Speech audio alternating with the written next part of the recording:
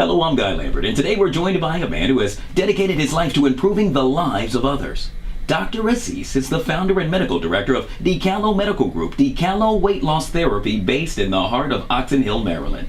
Since 1985, Dr. Aziz and his staff have provided quality health care to the community, focusing on overall health and wellness. Unlike most doctors in today's day and age, Dr. Aziz takes a rather unique approach with his patients by providing one-on-one consultations, which ultimately assists the patient in recognizing their needs in life.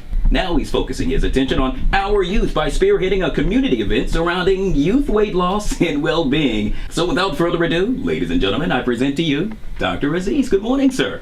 Good morning, sir. How are you? I'm great. So glad that you're here this morning. You know, plain and simple, you're an expert. You've been doing this for some 30 years now. Mm-hmm. Folks that are meeting you, let's say, for the first time on the radio, why don't you tell us a little bit about yourself and how you got involved? Well, one of the things that I would start out with is my own personal experience of watching my mother lose weight.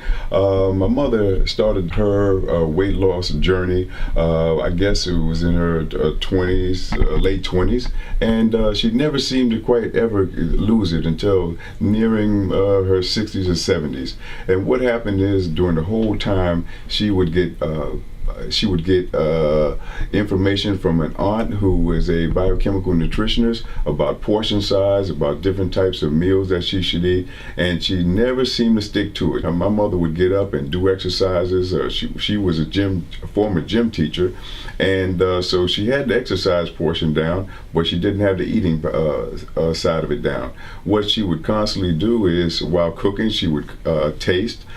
She would eat smaller plates, but she would eat multiple plates. And then while I was in medical school, one of my fellow classmates said to me, you know, there's two patients that you always have. You always have a diabetic and a fat person. And I said, you know what? I think I can change that. And so here I am. Over the years, I've been thinking about different things and reading up and trying to figure out, well, how can I approach it from a different point of view? Just because it seems as though the standard point of view just doesn't work. I think that most people, you know, it's not the one-size-fits-all type of situation, and people come in with different situations. People who have high stress, or people who are, let's say, for instance, a mother who's had her 5th child and now wants to lose some of the baby fat that she's gained over the years, and or people who might be a marathon runner and approaching in her 40s and took off for a year or two and now can't get rid of the pooch below her umbilicus, or her navel, in common terms. So it's different people, so it's not a one-size-fits-all attitude. One of the things we don't do is we don't have people sign contracts, because we like you not to be forced to do something. We don't want it to be an obligation to someone else. We want it to be an obligation to yourself. We always try to give them the best customer service. We want them to be happy when they leave, and we want them to be happy and satisfied overall by what they've done and what they've accomplished for themselves. You're giving back in a rather unique way. You've spearheaded a community event that's happening at the Riverview Associates building. That's right there in the heart of Oxon Hill, the parking lot to be exact. That's correct. Why did you feel a need to give back, and what should we expect once the event kicks off? I feel a need to give back, first of all, is because when you start out young, eating right and doing the right things as far as maintaining your health, that extends, a good habit extends through the rest of your life.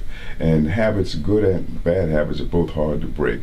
So if you start out with a good habit, you want to reinforce that habit as early as you can, and you reinforce it in young people by seeing them do and having them do things which are healthy. In other words, when they see their parents eating healthy, they'll eat healthy, because that's the food that they'll be given. I love the mission statement. It states, giving back to the community while focusing on fitness, nutrition, and an overall way of decreasing obesity. As you just stated, sir, that is a major issue within our community. You decided to take it even further, sir.